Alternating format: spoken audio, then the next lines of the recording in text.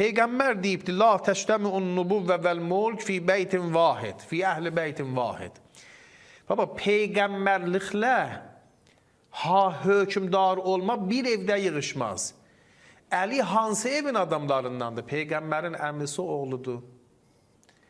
Peygamberin kürəkənidir də. Bir evin adamıdırlar.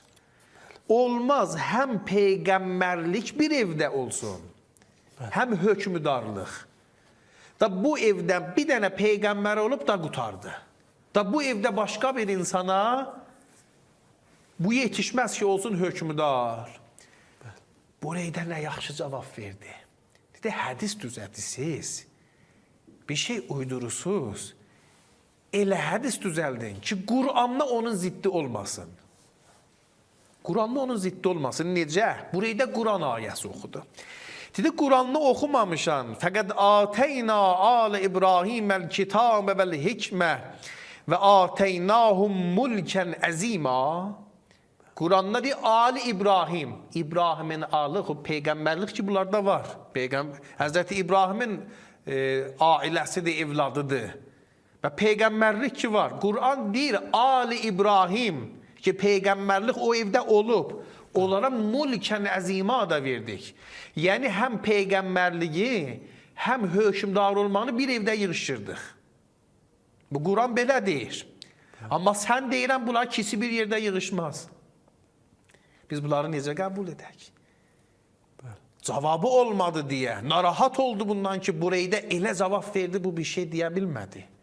Amma burayda da o elm vardı ki, eləyə bilirdi bunların cavabını versin.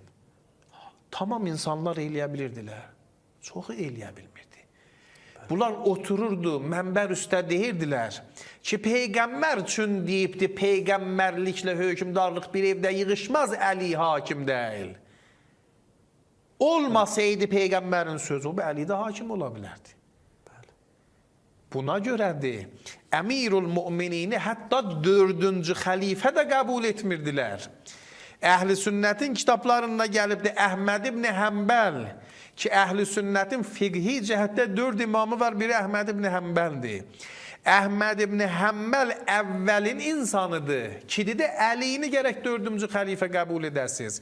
Məlləm yürəbbi Əli ibn Əbi Talib fil xilafə fəla tükəllimuhu və la tunakihuhu. Dedi, hər kimsə Əliyini 4-cü xəlifə qəbul etməsə, heç ona qız verməyin, onlarından başqa bir əlaqəz olmasın. O elə bil, bunları məcbur etdi, baba, Əlini 4-cü xəlifə qəbul edin. Ən azı 4-cü xəlifə qəbul edin. İndi mən bir dənə axırda, sonda sual edirəm, qutaram. Məgər demirdilər, peyğəmbərlik də hökümdarlıq bir yerdə yığışmaz. Və necə oldu? 3-cü xəlifədən sonra Əli gənə oldu hökümdar. Yəni, arada bir fasilə düşsə, olar, olmasa olmaz. Baxın, o zaman ki deyirdilər olmaz, insanlar o sözündən alladacaqdılar. Da zaman geçib, bunlar istədiklərinə çatıblar, da bundan sonra Əli xəlifə olsa da olub. Əgər peyğəmbər buyurub, bunlar bir yerdə yığışmaz ki, ortada bir fasilə olmaya Əli imam ola bilməz. Dedikləri söz yalan sözüdür, bir hədis idi, uydurmuşdular. Özlərinə hədis düzəltmişdilər. Düzəltmişdilər. Və qoymadılar, insanları Allahdılar, qoymadılar. Əmirul Müminin peyğəmbərdən sonra imam olsun.